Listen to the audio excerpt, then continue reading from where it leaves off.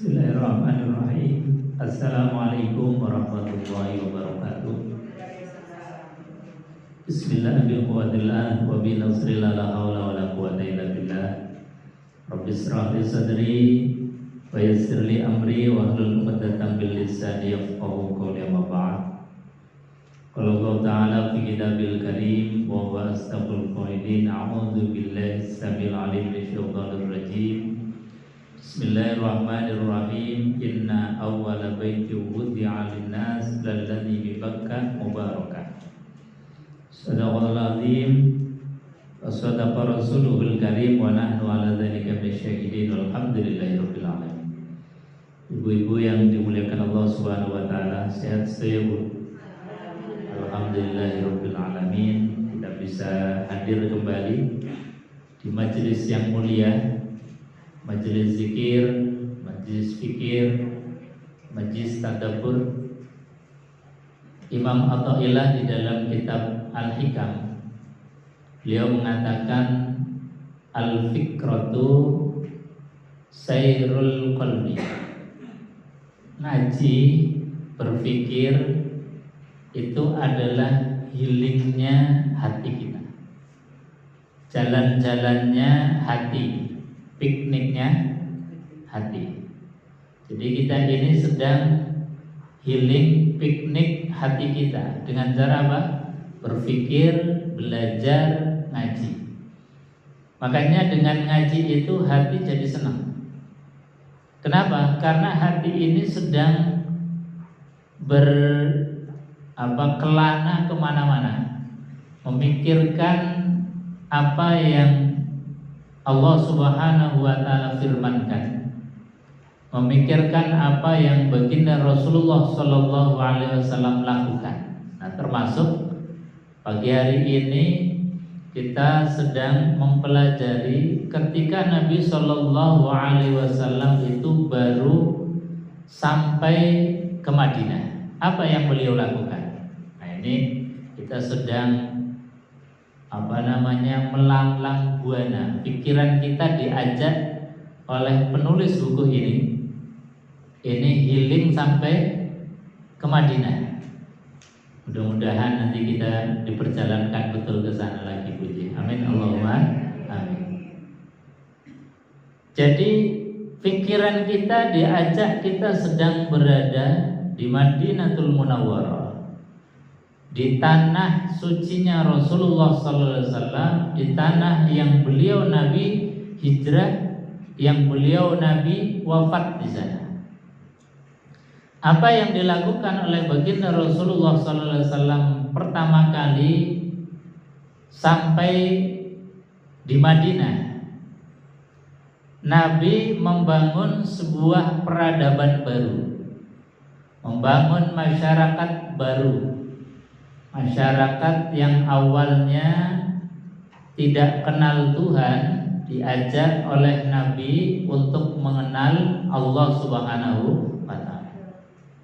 Masyarakat yang dulunya tidak kenal halal haram, dikenalkan oleh Nabi mana yang halal, mana yang haram, mana yang boleh, mana yang tidak boleh. Ini masyarakat baru dibangun oleh baginda Rasulullah SAW.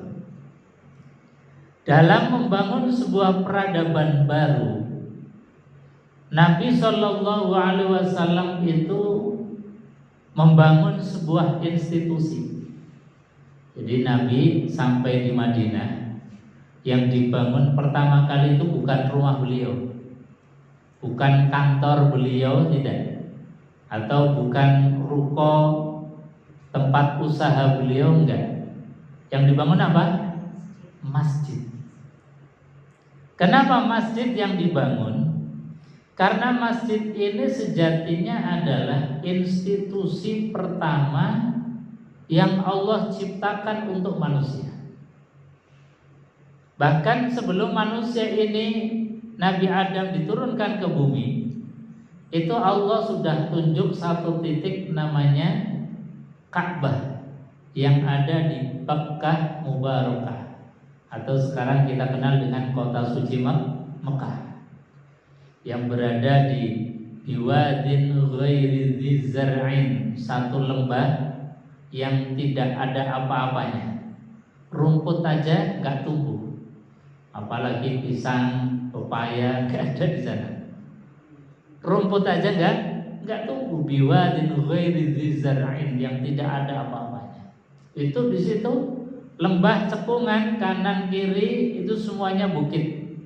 Dan di situ Allah tetapkan sebagai Ka'bah, sebagai kiblat. Makanya kemarin hari Senin itu pukul 16:18, kalau kita mau meluruskan kiblatnya itu gampang dengan cara nancapkan tongkat. Kalau ada bayang-bayangnya berarti itu arah Ka'bah. Karena apa?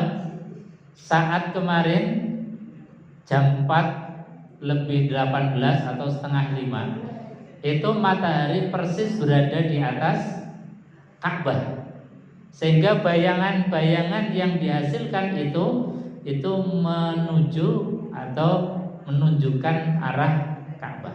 Jadi gampang kemarin. Banyak kemarin kalau ibu-ibu di rumah pengen memastikan arah kiblat kita di rumah itu yang seperti apa, mungkin bisa dilakukan. Atau sisa-sisa barangkali ya ada geser sedikit, mungkin nanti sore bisa dilakukan kembali. Jamaah yang dimuliakan Allah, jadi Ka'bah atau Baitullah atau masjid itu adalah institusi pertama yang dibangun oleh Allah, termasuk Nabi ketika baru hijrah yang dibangun pertama kali adalah masjid. Nah, Allah ketika membangun masjid itu visi dan misinya sudah disampaikan oleh Allah.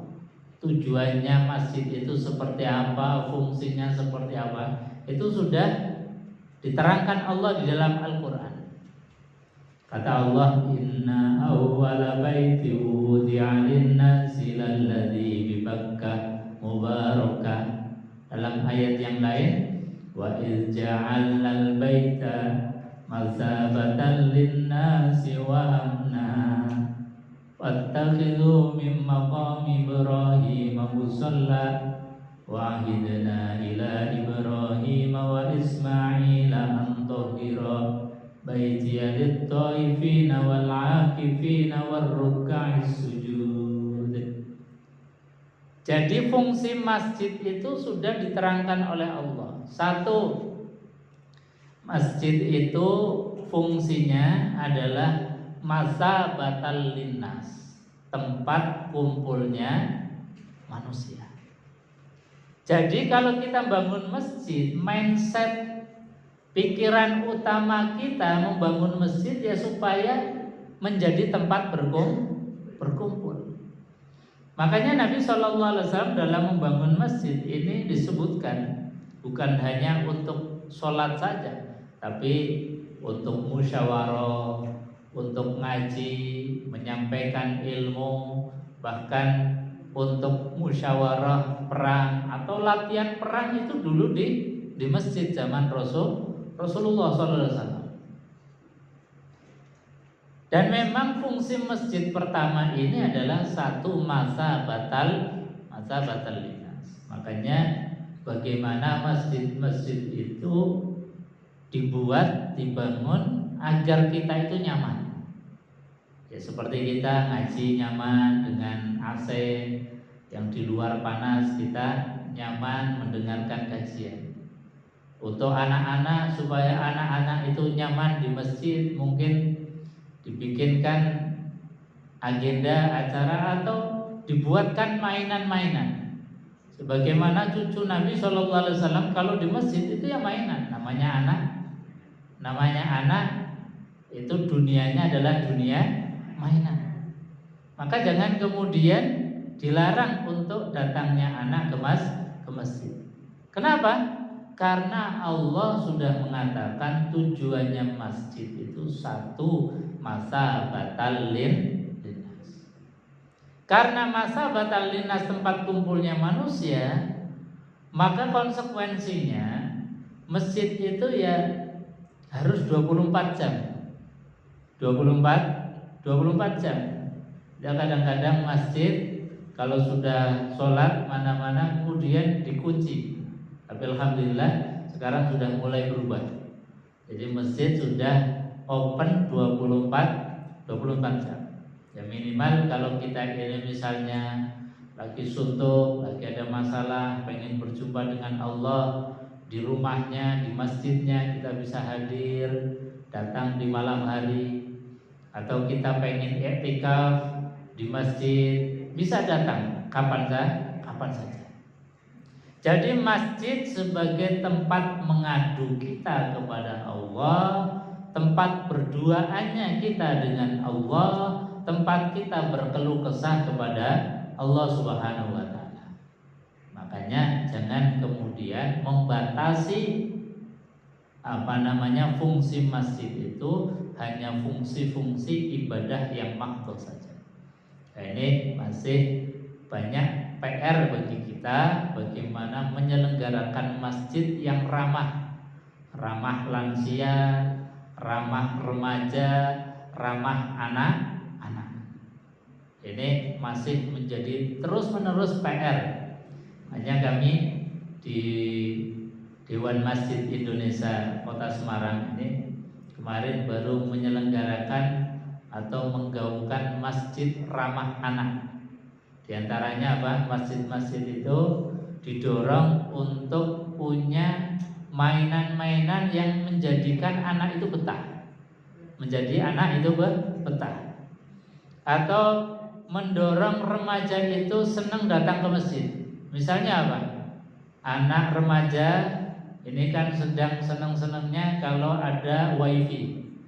Jadi kemanapun nyarinya bukan makan tapi nyarinya wifi. Maka kalau di masjid itu ada wifi, itu remaja bisa tertarik. Karena memang dunia remaja saat ini kita itu lebih butuh lebih butuh wifi daripada makan. Kadang-kadang minta uang bukan untuk jajan, bukan untuk makan, tapi malah minta uang untuk beli pulsa. Nah, ini dunianya memang lagi seperti itu. Maka mendekatkan semua orang ini, baik yang anak-anak, yang remaja, yang dewasa, yang lansia, bagaimana agar mereka itu betah di masjid, ini masih menjadi PR terus-menerus bagi kita, khususnya untuk takmir. Bagaimana fungsi masjid yang pertama adalah masabatal linnas, tempat kumpulnya manusia. Yang kedua wa amna, masjid itu menjadi pilar keamanan. Sebelum dulu ada institusi yang namanya TNI Polri seperti sekarang, institusi keamanan, institusi untuk menjaga daripada stabilitas. Dulu Nabi SAW masjid ini dibangun sebagai penjaga keamanan. Makanya masjid di zaman Rasulullah SAW ya di serambi halaman masjid beliau itu ya digunakan untuk latihan memanah, digunakan untuk strategi perang, digunakan untuk musyawarah bagaimana kemudian untuk melawan musuh-musuh. Jadi sentral berada di masjid. Ini yang disebutkan oleh Allah dalam Al-Quran, wa amna, bahwasanya fungsi masjid adalah menciptakan rasa aman. Aman dalam segala hal. Makanya ini kita sebagai orang-orang masjid, kalau masjid kan benda mati, artinya membangun sebuah keamanan, berarti kita yang ahli masjid, penghuni masjid, ini harus menciptakan rasa aman dalam lingkungan kita. Misalnya kalau ada tetangga masjid yang mau makan saja mungkin susah, ini harusnya kita yang penduduk masjid harus bergetar hatinya. Hanya kemarin di share-sharean TikTok di media sosial itu ada cerita nyata. Ada seorang Gojek online. ojek online, kemudian setelah masjid tutup itu masih di serambi masjid menggendong anaknya, kemudian ditanya oleh takmir, "Pak, sedang apa?" Maka kemudian dengan berkaca-kaca mata beliau itu kemudian mengatakan bahwasanya saya ini pengen mengadu kepada Allah, saya ini ingin bermunajat kepada Allah, berdoa kepada Allah Subhanahu wa taala. Kemudian akhirnya cerita keluh kesahnya kepada takmir Ustadz tadi, bahwasanya si ojek online ini sudah 3 hari belum memberikan makan kepada anaknya. Jadi anaknya ini mau makan saja masih ditunggu-tunggu, ditunda-tunda. Sampai akhirnya sang ustadz takmir masjid ini akhirnya ikut menangis karena haru ada orang tetangga masjid sampai tidak bisa makan berhari-hari. Nah, ini kan menjadi miris bagi kita. Ya memang kita kadang nggak tahu persis, kadang kelihatannya mungkin kaya, tetapi untuk makan saja susah. Kelihatannya mampu untuk berobat saja susah. Kadang-kadang kelihatan mampu, ternyata anaknya nggak ada yang sekolah misalnya.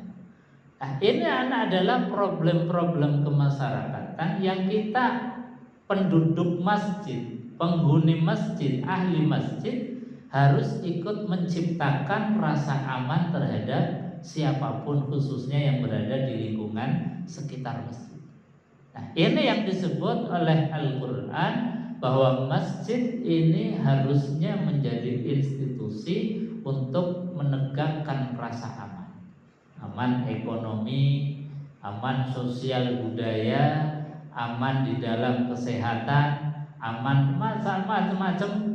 Masjid harus menjadi pilar keamanan. Nah ini, jadi kisah cerita sepenggal tadi ini menjadikan kita harus punya rasa kepedulian, khususnya pada tadi orang-orang di sekitar kita, di sekitar masjid. Jangan sampai kita punya masjid mewah, masjid besar, tetapi penghuninya atau warganya, masyarakatnya, tetangganya ada yang untuk makan saja susah. Maka nanti kita akan kena hisabnya. Ditanya oleh Allah, "Ya fulan, kenapa engkau bangun masjid mewah-mewah, sementara di tetangga masjid ada orang yang mau makan saja susah? Baik fulan, kenapa engkau membuat masjid bagus-bagus, interiornya indah-indah, tetapi ada anak yang mau sekolah saja nggak bisa?" Ini kena hisab kita. Maka kita diingatkan oleh Allah, fungsinya masjid adalah menciptakan rasa aman. Wattakhidhu min maqami Ibrahim musalla. Kemudian ambillah di sekitar Ka'bah itu ada namanya maqam Ibrahim. Maka kita disuruh sholat di sana. Wa ahidna ila Ibrahim wa Ismaila an tahhira baiti lit-taifin. Fungsi yang selanjutnya, fungsi Ka'bah ini adalah untuk tawaf. Nah, fungsi tawaf ini hanya khusus berada di Masjidil Haram di Ka'bah. Di masjid-masjid yang lain fungsi ini enggak ada. Jadi lit-taifin wal akifin. Fungsi masjid yang selanjutnya adalah untuk i'tikaf. Untuk duaannya kita dengan Allah Subhanahu wa taala. Kita datang ke masjid, menyepi, berduaan dengan Allah, mengadukan keluh kesah kita. Jadi jangan sampai kemudian problem hidup kita, keluh kesah kita sampaikan kepada selain Allah. Keluh kesah kita, problem kita apapun itu jangan pernah dikeluh kesahkan kepada makhluk. Karena apa? Karena Allah ini cemburu. Kalau kita punya masalah, bukan mengadu kepada Allah tapi mengadunya kepada makhluk, cemburunya luar biasa Allah. Makanya Nabi SAW dalam sebuah hadis, man asbaha wa huwa yashku dhiqal ma'ash faka'annama yashku rabbah. Orang yang punya problem masalah hidup kemudian baru buka mata bangun tidur, kok kemudian cerita masalah kesusahan hidupnya kepada orang lain, kepada makhluk, maka dia seakan-akan mentersangkakan Allah, seakan-akan dia menggugat Allah. Jadi kayaknya nggak terima kalau dikasih sakit, kayaknya nggak terima kalau diuji oleh Allah. Maka kalau kita ini mau berkeluh kesah, datanglah di rumahnya Allah atau rumah Allah yang ada di rumahnya kita. Jadi tempat sholat kita bermunajat, kita mengadu kepada Allah Subhanahu wa Ta'ala. Itu Allah senang banget kalau kita hadir di hadapan Allah mengadukan apapun problem hidup kita. Allah senangnya luar biasa. Jadi senangnya Allah itu gak kebayang. Saking senangnya kemudian Allah sampaikan bahwasanya kalau ada orang yang berkeluh kesah kepadaku, ud'uni astajib lakum. Kalau kalian minta, maka pasti akan aku jawab, maka pasti akan aku selesaikan problem hidup. Nah, ini adalah cara dan tempat yang Allah khususkan untuk kita berduaan dengan Allah, yaitu masjid, dengan kita i'tikaf. Jadi tadi fungsi masjid, satu tempat kumpulnya manusia, yang kedua menciptakan rasa aman. Kemudian di Maqam Ibrahim itu fungsi untuk sholat secara sendiri-sendiri. Jadi sholat secara sendiri-sendiri. Ketika kita haji umroh, habis tawaf itu sholat sendiri-sendiri di belakang Maqam Ibrahim. Kemudian fungsi masjid selanjutnya adalah untuk tawaf, tapi ini hanya khusus di Masjidil Haram di Mekah. Kemudian fungsi masjid selanjutnya adalah untuk i'tikaf. Baru disebutkan fungsi masjid yang terakhir, warruk'is sujud, untuk ruku dan sujud. Untuk sholat berjamaah, ini disebut di dalam Al-Quran dalam penyebutan terakhir. Kita kadang-kadang mindset membangun masjid, fungsi yang pertama justru untuk ruku dan sujud sholat jamaah. Sehingga habis sholat jamaah, masjidnya ditutup, masjidnya dikunci. Nah, ini problem. Maka harus dikembalikan lagi, mindset membangun masjid itu seperti yang sudah ditetapkan Allah Subhanahu wa Ta'ala di dalam Al-Qur'anul Karim. Sebagaimana yang dicontohkan oleh baginda Rasulullah, beliau membangun peradaban umat manusia itu dengan membangun masjid terlebih dahulu. Nah, masjidnya Rasulullah Sallallahu Alaihi Wasallam disebutkan bahwa Nabi sampai di Madinah singgah di Bani Najjar. Bani Najjar itu masih ada hubungan darah dengan Rasulullah SAW dari pihak ibu. Jadi ibunya Rasulullah SAW itu aslinya dari Bani Najjar. Sampai hari Jumat, beliau sampai di Madinah itu hari Jumat tanggal 12 Rabiul Awal, sehingga kemudian ditetapkan sebagai tahun pertama Hijriah, bertepatan dengan 27 September 622 Masehi. Beliau berhenti di sebidang tanah di depan rumah Abu Ayyub. Abu Ayyub ini masih saudara dengan Rasulullah SAW. Dan beliau mengatakan, disinilah tempat tinggalku insya Allah. Ada satu tempat yang tidak jauh dari rumahnya Abu Ayyub. Itu beliau kemudian menetapkan diri, ini adalah tempat tinggalku nanti. Kemudian Nabi SAW ini mulai membangun masjid. Langkah pertama yang dilakukan oleh Rasulullah SAW adalah membangun masjid sebagai tadi, bahwasanya masjid adalah institusi pertama yang diciptakan oleh Allah. Maka Nabi setelah hijrah yang dibangun adalah masjid. Lokasi yang dipilih oleh beliau adalah tempat yang dimana unta beliau itu berhenti dan mendelung. Jadi untanya beliau ini dibiarkan untuk memilih tempat mana yang kira-kira mau dijadikan oleh Rasulullah SAW sebagai masjid. Maka beliau kemudian membiarkan untanya, dan untanya ini berhenti di satu tempat yang itu adalah milik anak yatim. Kemudian dibeli oleh Rasulullah dan dibangun bersama-sama para sahabat dan juga penduduk Madinah membangun masjid. Di sini digambarkan masjidnya Rasulullah SAW. Itu beliau membangun masjid dengan 2 pilar pintu masjid dibangun dari batu. Jadi kita membayangkan masjidnya Rasulullah jangan seperti masjid yang seperti sekarang. Kalau sekarang sudah mewah luar biasa. Dulu itu hanya tumpukan-tumpukan batu, kemudian diplester dengan tanah, dan atapnya itu belum ada genteng atau asbes.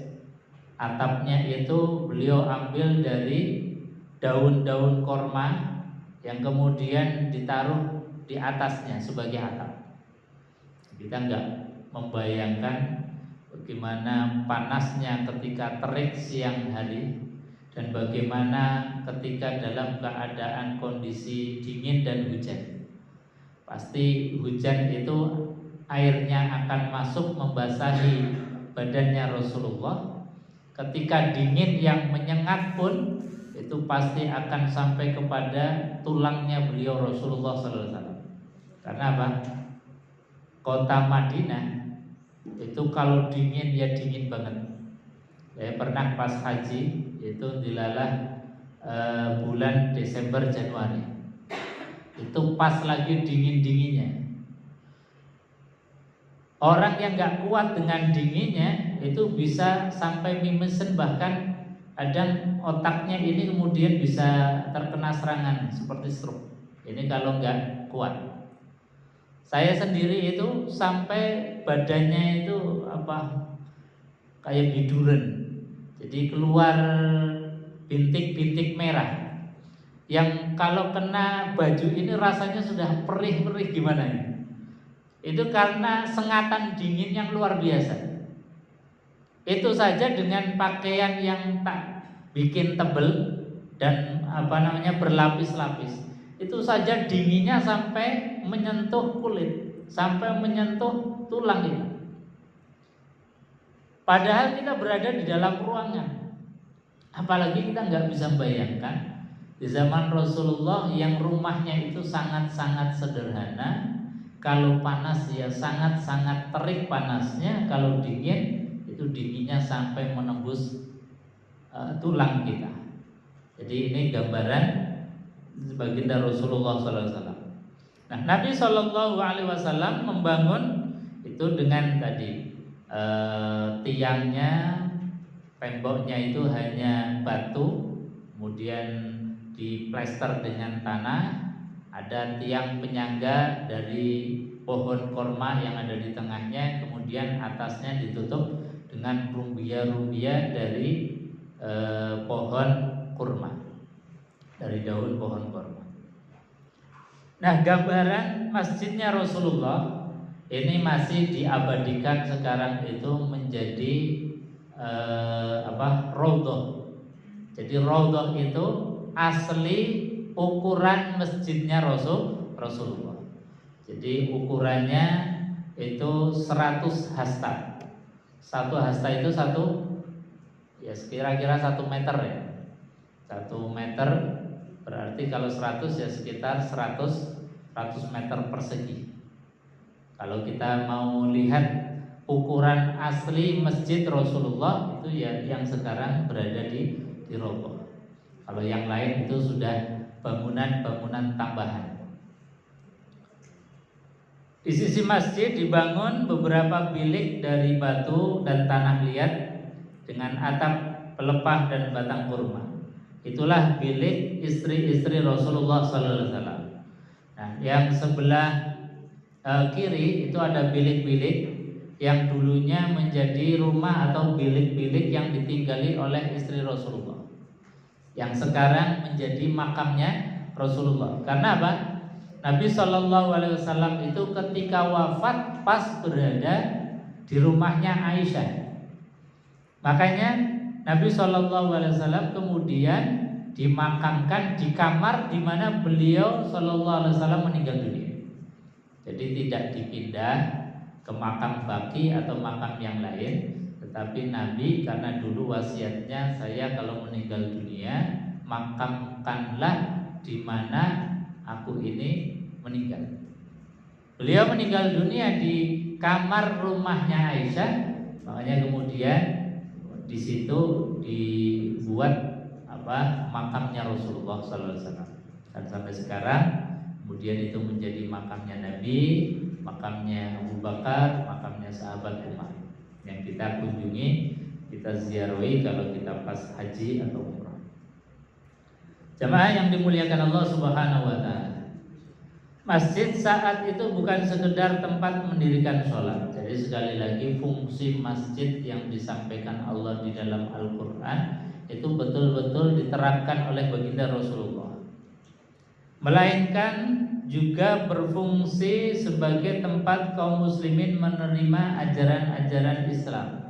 Ketika Nabi ngajar, ada wahyu turun disampaikan kepada para sahabat, ya disampaikan di masjid.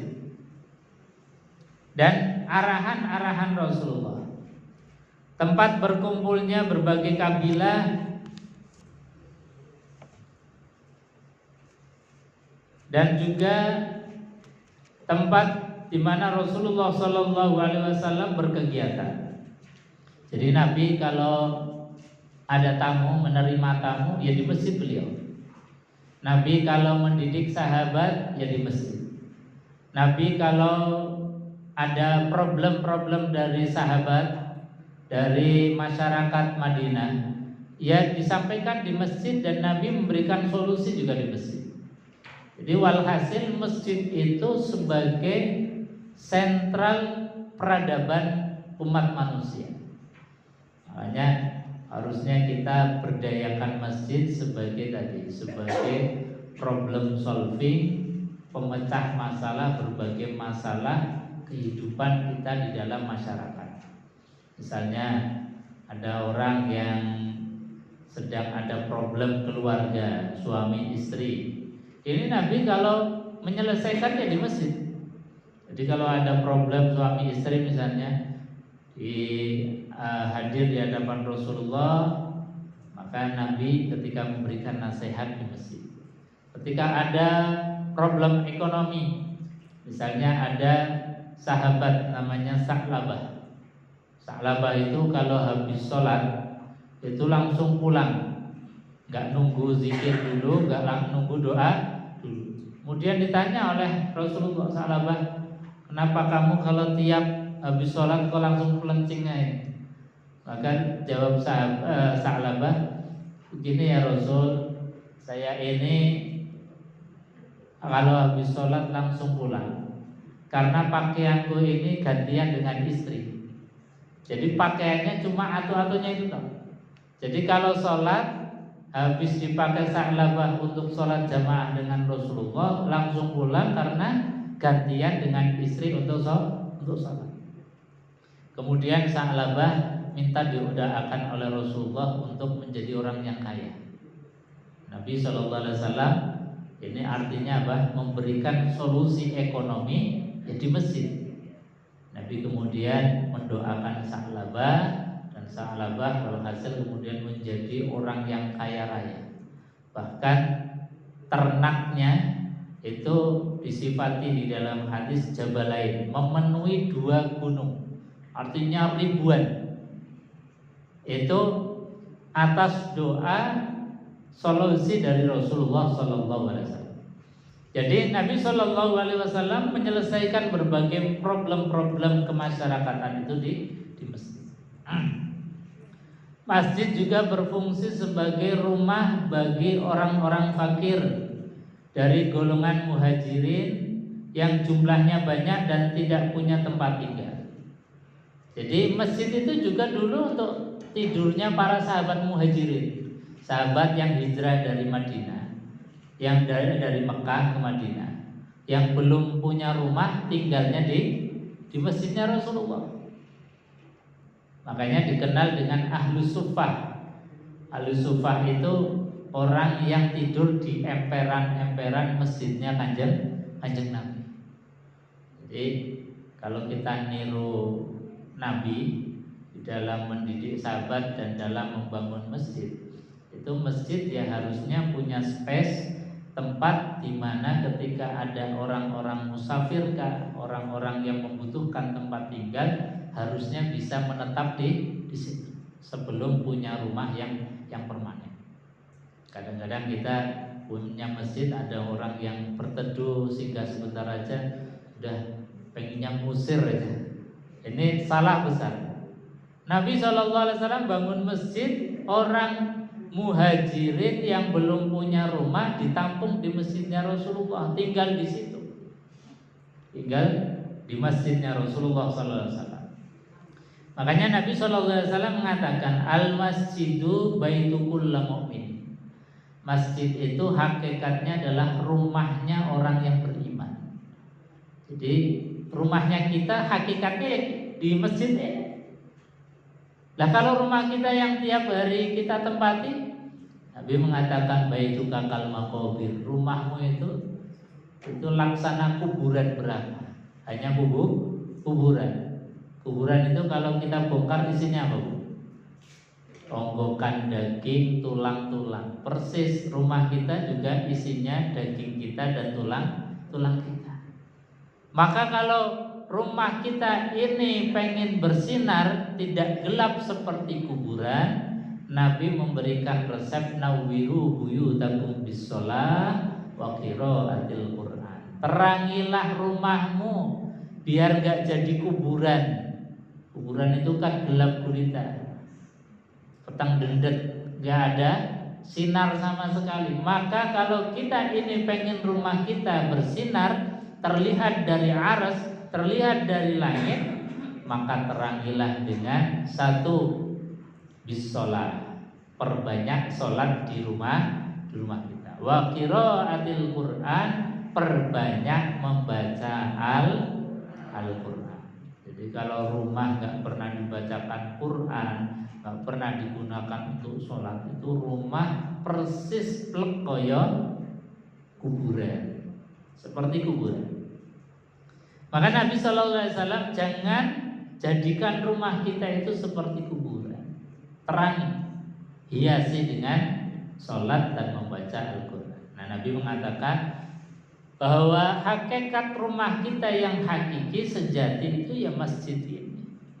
Masjid yang nanti di yaumil mahsyar, di sirat, yang ketika kita akan melewati jembatan yang kecilnya itu lebih kecil dibandingkan dengan rambut dibelah 7.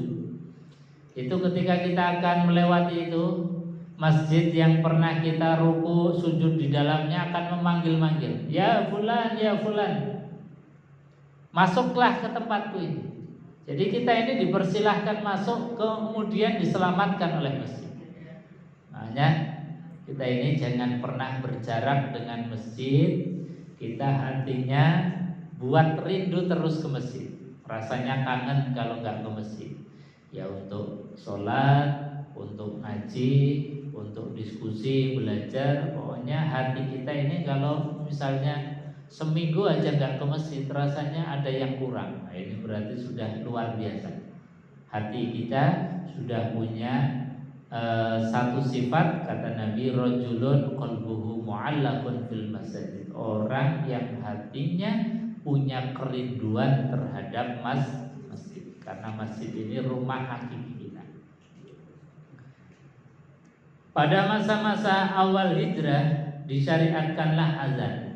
Ini setelah Nabi membangun masjid, kemudian sudah banyak orang yang masuk Islam.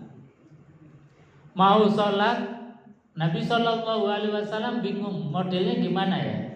Kira-kira supaya orang ini bisa berkumpul, apakah dengan surat, apakah dengan WA kalau sekarang, apakah dengan yang lain. Maka banyak kemudian para sahabat yang memberikan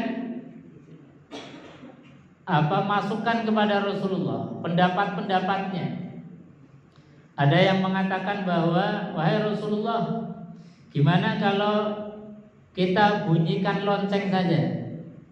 Ya, seperti orang-orang Nasrani kalau mau ibadah itu kan biasanya seperti jam 6 pagi sudah mulai pelontang. Jadi bunyikan lonceng. Nabi SAW menolak karena apa?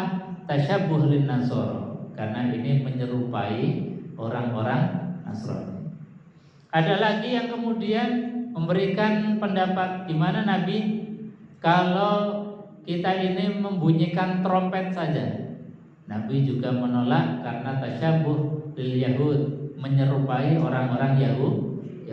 Orang Yahudi itu kalau mau ibadah itu trompetnya dibunyikan. Ada lagi yang kemudian gimana Nabi kalau misalnya kita nyalakan api aja. Jadi kita punya menara, kita nyalakan api sebagai pertanda bahwa sholat sudah mulai akan dilaksanakan. Nabi juga menolak karena ini tasyabuh lil majus. Ini menyerupai orang-orang Majusi. Maka ada sahabat yang kemudian semalam itu bermimpi. Mimpinya apa?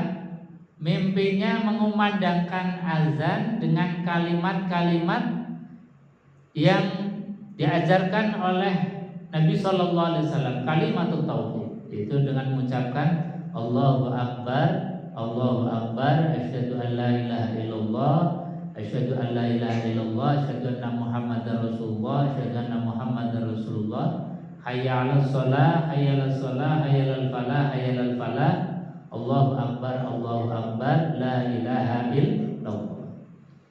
Maka mendengar cerita tadi dari sahabat Abdullah bin Zaid bin Abdul Rabbi, Nabi SAW langsung setuju. Nah ini aja, ini bagus ini. Ini adalah cara memanggil yang benar, yang bagus, ya dengan mengumandangkan kalimat tauhid, dengan mengumandangkan kalimat takbir. Makanya Nabi SAW kemudian memanggil sahabat namanya Bilal bin Rabah. Kenapa Nabi memanggil Bilal bin Rabah? Karena Bilal ini terkenal orang yang kalau ngomong itu keras banget, lantang. Hanya dipilih oleh Nabi sebagai juru muazzinnya Rasulullah SAW. Bilal disuruh naik ke atas, ke menara, kemudian disuruh mengumandangkan azan.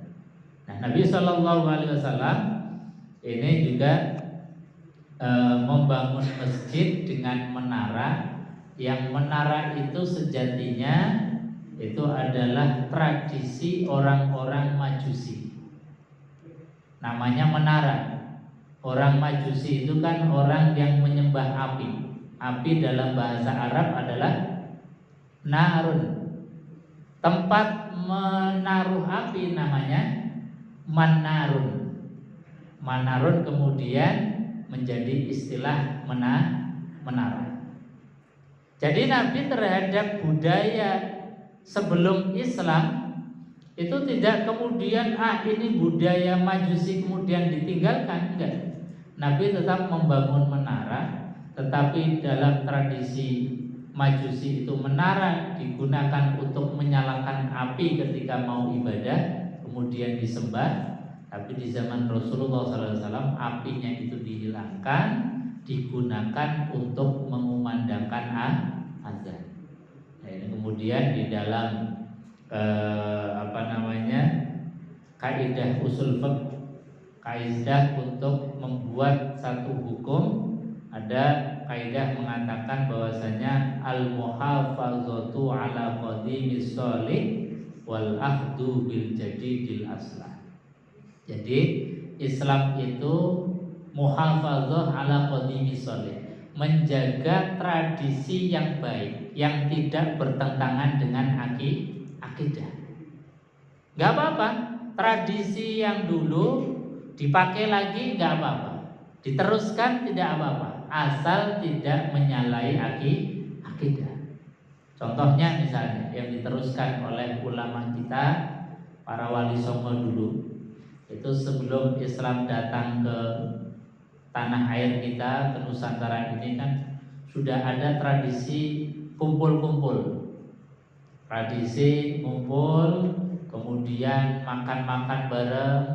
Tapi dalam tradisi dulu itu makan-makannya, kumpul-kumpulnya disertai dengan minum-minuman keras, dengan nari-nari, bahkan kadang-kadang narinya erotis telanjang. Maka di zaman Wali Songo, kebiasaan baik berkumpulnya tidak dihilangkan, tetapi yang dihilangkan adalah minum-minumannya dihilangkan, tari-tariannya dihilangkan, diisi dengan pelajaran membiasakan kalimat tauhid la ilaha illallah, sehingga kita kenal dengan adanya tradisi tahlilan. Persis seperti Nabi membangun masjid, menara tetap dilestarikan meskipun itu tradisinya orang Majusi, tetapi apinya dihilangkan, menara digunakan untuk mengumandangkan azan. Nah, ini dalam kaidah usul fikih kita, dalam syariat Islam tidak a priori terhadap budaya dulu yang sudah ada, tetapi yang tidak sesuai dihilangkan, yang baik dilestarikan. Jemaah yang dimuliakan Allah, maka ketika Abdullah bin Zaid cerita kepada Nabi, wahai Nabi, tadi malam saya bermimpi mengumandangkan azan, lafalnya seperti ini. Ternyata bukan hanya beliau, sahabat Umar bin Khattab pun sama bermimpi dengan mimpi azan lafal yang sama. Artinya apa? Bahwa ini memang mimpi yang diberikan Allah kepada orang-orang soleh, kemudian ditetapkan oleh Rasulullah SAW sebagai panggilan azan, sebagai panggilan untuk sholat, namanya azan. Nah, ini azan sampai dengan kita tradisi dan juga merupakan sunnah. Ketika kita mau melaksanakan sholat, diawali dengan azan terlebih dahulu. Meskipun mungkin kita ini sholat hanya 2 orang, azan dulu, azan, iqamah, baru sholat. Ini sunnah. Jemaah yang dimuliakan Allah Subhanahu Wa Taala, untuk bagian pertama dari membangun masyarakat baru, yaitu dimulai dengan membangun Masjid Nabawi. Sebelum ditutup, mungkin ada yang mau menambahkan atau ditanyakan, monggo silakan.